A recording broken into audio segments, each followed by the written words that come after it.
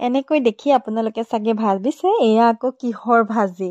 এইটো হৈছে ঠাণ্ডা দিনত একদম খাই বহুত বেছি ভাল লগা বেঙেনাৰ এটা ৰেচিপি, বেঙেনা ভাজি বুলিয়ে ক'ব পাৰি আৰু এতিয়া এই ৰেচিপিটো আজি আপোনালোকৰ লগত শ্বেয়াৰ কৰিম। আশা কৰোঁ আপোনালোকেও ভাল পাব আৰু আপোনালোকেও যদি এনেকৈ খায় তেনেহ'লে জনাবচোন দেই। মই হ'লে এই ৰেচিপিটো খাই মানে বিৰাট বেছি ভাল পাওঁ আৰু মোক মানে এই ভাজিটো হ'লে ভাতৰ লগত দালি আৰু বেলেগ একোৱেই নালাগে। এই ভাজিটো দি সানি সানি ধুনীয়াকৈ ভাত খাই দিব পাৰোঁ। আৰু এইফালে বেঙেনা প্ৰথমতে মই পুৰি লৈছোঁ দেখিছেনে, আৰু যোগাৰখিনি কৰি লৈছোঁ দেই। পিঁয়াজ 2টা কাটিছোঁ, জলকীয়া অকণ আৰু নহৰু সৰু সৰুকৈ কুটি দিছোঁ। আৰু এইটো এতিয়া ধুনীয়াকৈ বাকলি গুচাই ল'ম। এটা মই বাকলি গুচাই পেলালোঁ, তাৰপিছত ভাবিলোঁ ৰেচিপিটো আপোনালোকৰ লগতো শ্বেয়াৰ কৰি দিওঁ। সেয়েহে ভিডিঅ'টো আধাৰ পৰা এনেকৈ কৰি দেখুৱাইছোঁ আপোনালোকক। আৰু এয়া জলকীয়া, নহৰু, পিঁয়াজ ধুনীয়াকৈ কুটি লৈছোঁ। আৰু এইটো এতিয়া বাকলিখিনি ধুনীয়াকৈ গুচাই ল'ম। বেঙেনাটো ধুনীয়াকৈ চফা কৰি ল'ম।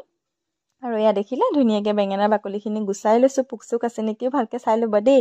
আৰু কেৰাহীখন পাতি এয়া গৰম তেলত পিঁয়াজ, নহৰু আৰু জলকীয়াখিনি দি দিলোঁ। আৰু এইখিনি অলপমান ভজাৰ পিছতে আমি যিখিনি বেঙেনা থৈছিলোঁ সেই বেঙেনাখিনি ইয়াত দি দিব। আৰু খুব বেছি ভালকৈ এতিয়া একদম হেতা দি যিমান জোৰে পাৰে একদম থেকেচি একদম ভাজিব মানে আৰু পূৰা।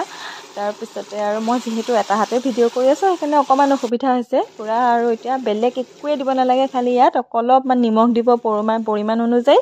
আৰু হালধি, বেলেগ মছলা একোৱে দিব নালাগে, খালি অকণমান নিমখ দিব। আৰু ধনিয়া পাতটো মেইন দেই, ধনিয়া পাতটো হ'লে মানে খাই বহুত বেছি ভাল লাগে। এনেকৈ ওপৰত ধনিয়া অলপ আৰু ছটিয়াই দিব। বহুত দেখিও ভাল লাগিব, খায়ো ভাল লাগিব দেই। ৰেচিপিটো কেনেকুৱা পালে জনাব দেই।